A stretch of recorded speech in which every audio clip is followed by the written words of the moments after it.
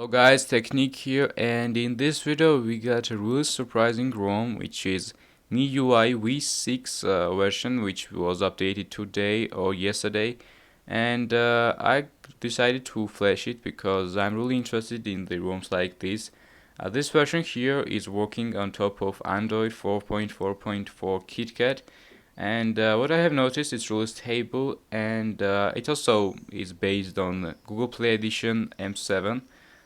You will notice this by tapping the camera. It's the Google camera, which is from um, the Google Play Edition M7. And let's talk about the apps and settings that come with this ROM, because it's not like the usual Android. It has the skin, the icons, theme, and everything here is changed like you will find on iOS. And there's much to talk about. The first is the gallery itself.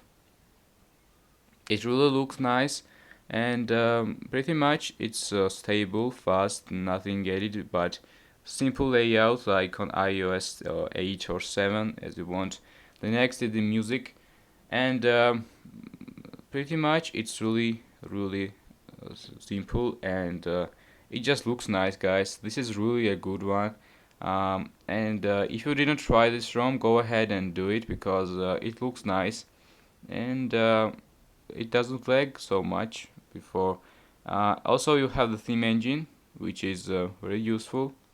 You can go ahead and download the themes, which are in Chinese language, and I had no idea when I was booting the first time.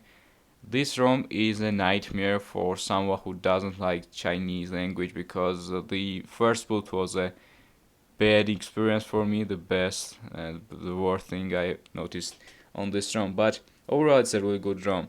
In settings, you will notice that it's a white theme, which has some of the settings from iOS style, like the wallpaper, do not disturb function, as well as the sound, which is changed here, as you can see. The ringer volume and this sound volume is also changed. You got some really good animation while scrolling. You will be familiar with this on the iOS. Next is the App Store, which is miui's own, and I have no idea about the changing of language, because I could not do anything. I just can't understand this. Maybe you can, but here you can see the top apps of this Chinese app market. I don't know, guys. Maybe you will, but I don't understand a bit from this. And I forgot to mention that you have no app recent apps menu, which is really good, but at the same time it's really headache for someone who doesn't know, because you have the home button, back button on HTC One M7. It's a really good thing they don't have the recent panel. In here you will find miui account, and I don't know why it's needed. You have the mail, which is also really nice. And by the way, the keyboard is also nice. You have the white theme, but I think you can change it in the settings. And there are bunch of some settings, the Chinese language, which I wasn't able to change, but it really looks nice. The security is also here. You can check the condition, and you can clean the cache and other misbehaving apps from here. And everything, you don't have the menu.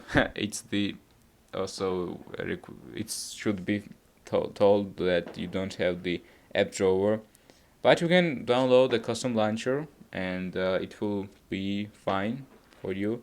But on the default launcher, you don't have an app drawer. Next is the notes, and you can create some notes, scratch something, and you can also have some pictures on it. Next is the weather, and the weather is really nice here. You got this really good animation, as well as good look, and the theme, which is I think the best I could find on any ROM. Anyways, this is the weather app. Next is the I don't know what it is. It seems like a browser, but I don't know. Maybe you, but I don't understand.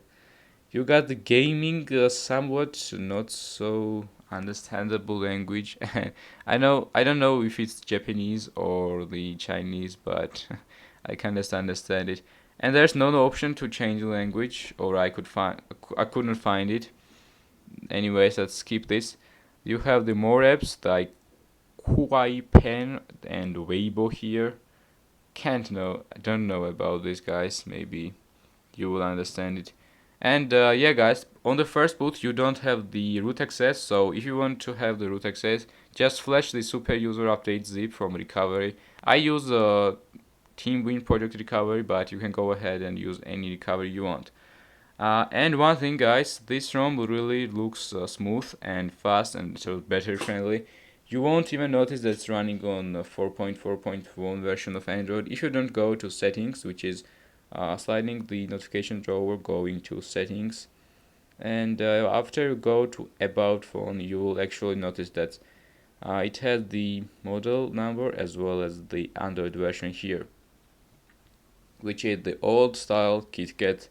And pretty much, guys, this is it. This is the MIUI V6 on HTC One M7. If you like this video, go ahead and subscribe to my channel because I'm making more videos like this. Thumbs up and share to your friends so they will know how good ROM it is, because it really looks nice.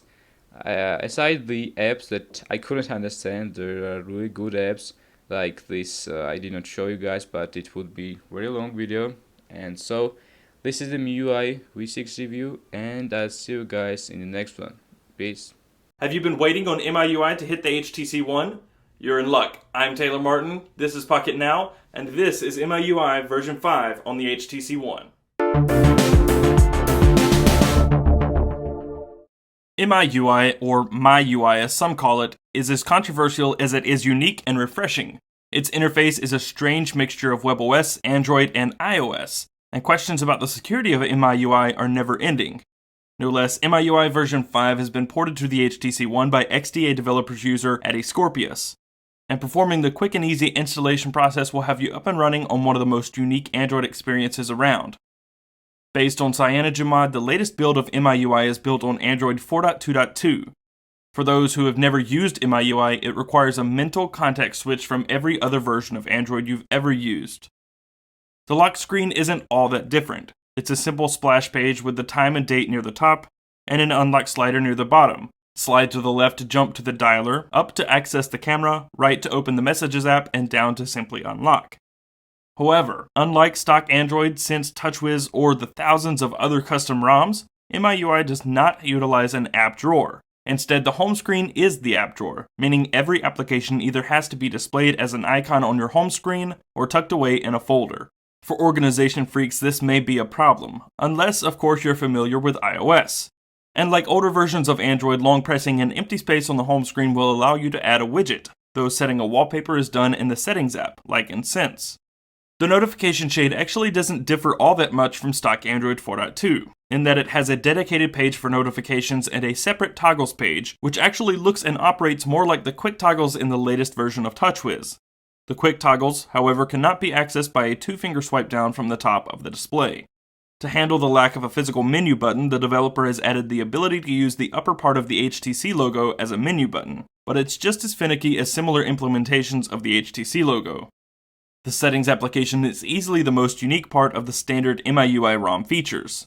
The Settings app itself has a quick settings page, dedicated to things like brightness, Bluetooth, Wi-Fi, volume, wallpaper, launcher settings, etc.